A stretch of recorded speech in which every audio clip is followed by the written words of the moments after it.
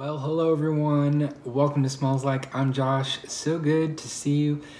This is my fragrances of the week where I go through Sunday through Saturday, talk about all the fragrances that I wore this week. This week was kind of a different kind of week. In fact, I don't have any bottles to show you because I didn't spray any of the bottles in my collection this week. For a number of reasons. One, I came down with some kind of a stomach bug or something, really wasn't feeling well for part of the week this week, and then just got incredibly busy. And for whatever reason, I just decided to do a bunch of sampling this week. When I got about halfway through the week and realized that I hadn't actually sprayed any of my bottles, it was just all decants and samples, I decided to just make it a week of decants and samples. So kind of lay them all out here. Nothing exciting about showing you each sample, so I'll just kind of set them around here. Talk about what I sampled this week, how those experiences went for me, and how I'm feeling about the things that I sampled. So on Sunday, I wore a fragrance that has gotten a ton of hype over the last couple of years that I kind of held off on letting myself really get into until recently. It's from Parfums de Marly, and it's Layton, kind of their all-star from their line. I have this 10 ml decant of Layton. It is a vanillic, sort of sweet. It's got lavender. It's got some fruity elements, like some citrus. There's an apple note that's real nice in this.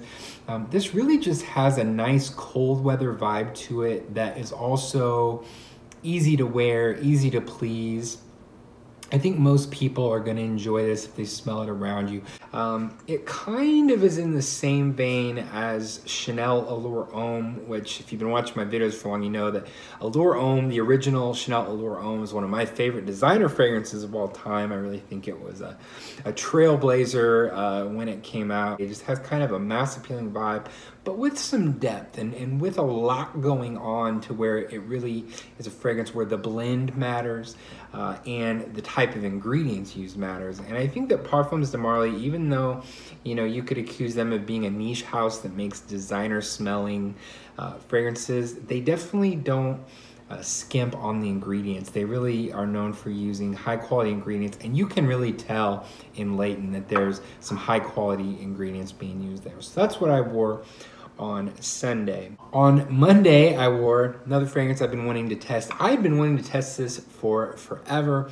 Found a decant on eBay not too long ago. This is Versace Oud Noir, or Versace Pour Homme Oud Noir, part of the Pour Homme line, and I feel like it is really a surprise for how nice this is. It really reminds me a lot of Oud Wood from Tom Ford. So, you know, it's not a daring oud, it's definitely a Western type of oud. But this really impressed me. I'll have to give this a few more wearings. It just is a woody, spicy fragrance. Again, if you like Tom Ford Oud Wood, I think you would easily like Versace Oud Noir. On Tuesday, I went with Baccarat Rouge 540, the Extrait. So the original EDP, this is an Extrait, so the price is quite a bit higher than the Eau de Parfum. It dials up the bitter almond note. It's this bitter almond note with kind of this mineral ambergris accord. Really just awesome stuff. It has this kind of sugary sweetness also going on with it. This is absolutely luxurious stuff. I think I've all but cemented that my next fragrance full bottle that I buy will be Baccarat Rouge 540, the Eau de Parfum, but I wanted to try out the Extrait a little bit more since I decided to do some sampling this week, just kind of see if I think that the Extrait is worth the extra money maybe to get over the EDP. I think based just on my wearings so far, I'm gonna go with the EDP just because of the price. I don't think you're getting a ton more with the Extrait, although it is a gorgeous fragrance. On Wednesday, I started this little trio of fragrances. I really wanted to do a video on like the top amber fragrances. And so I started with Grand Soir from Maison Francis Kurkdjian. This is a really nice, dark, resinous, kind of thick amber. Really an amazing amber fragrance from Maison Francis Kurkdjian. Perfect for cold weather days. And we actually had an ice storm here. And I was wearing this while at first it snowed and then it turned into ice and everything. So just really a freezing cold, wet, nasty day. Grand Soir, really the perfect fragrance for those kind of days. Just makes you feel warm. It's got a coziness to it. And also really an air of high class. Really amazing fragrance that when I wore this, I thought this is going to be tough to beat in terms of the best amber fragrance. On Thursday then, I went with another amber fragrance from Hermes, from the Hermescence line, Ombre Narguilé. I just have a couple of these little samples. They are really, really generous with these samples. Even the Hermescence line, they just seem to, if you will email them, you know, every now and then. I wouldn't just do it every other week or anything like that, but every couple of months or few months or so, I ask for a few samples from the Hermescence line, and they are just really good about sending out samples. This is Ombre Narguilé. So this is another amber fragrance in the same vein as Grand Soir, but this has a little bit more of a gourmand vibe to it. Kind of just some sweets, like baking type of sweets vibe is what I got with it. Really a great, again, holiday time fragrance, I think. This one really just made me think of like Thanksgiving. Really reminded me of Thanksgiving for whatever reason. I think would be great for Thanksgiving, the whole holiday season. And a little bit of a different take on the classic amber. For me, wow, I really enjoyed wearing Ombre Narguilé. Tough to decide which is better between Grand Soir and Ombre Narguilé. For me, the verdict is still out on that. I'm gonna have to give it a little bit more, a few wearings, I think, to decide what I think on that, especially because there's a third amber fragrance that I threw in the mix. Although not a pure amber, we'll talk about that in just a second. So from the Les Exclusives de Chanel, this is Coromandel. Coromandel is an oriental style fragrance that has this main patchouli and then some other things around it like incense and amber. And for me, the amber accord in Coromandel plays enough of a starring role that to me I could kind of put it in with these other amber fragrances. It isn't strictly an amber fragrance, but it wears to me like an amber fragrance. It has the warmth, a little bit of that dusty, ambery, warm aspect. Done, of course, with the Chanel DNA, the aldehyde, some of those Chanel florals that a lot of their trademark in a lot of their classic exclusives.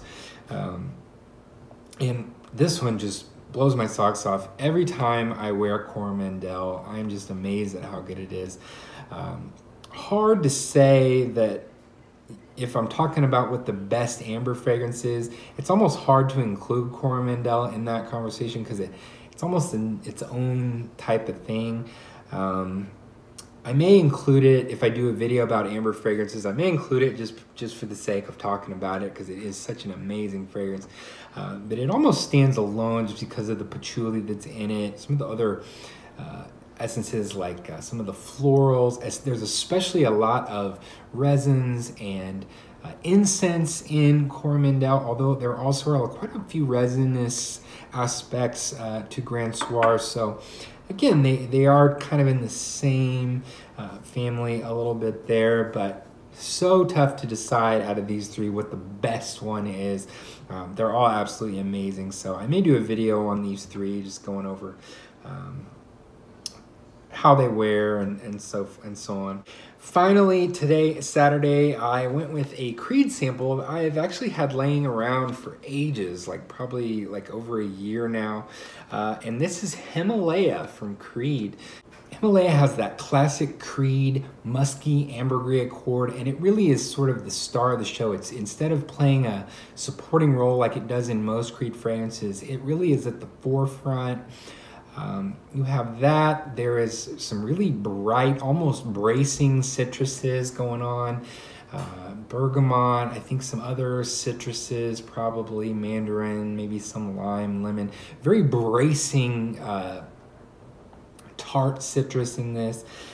This has an almost classic like shaving foam vibe to it, but not quite. It just has those bracing elements, kind of a classic men's, almost like an Eau Sauvage type of thing, Dior's Eau Sauvage, that sort of old school men's colognes.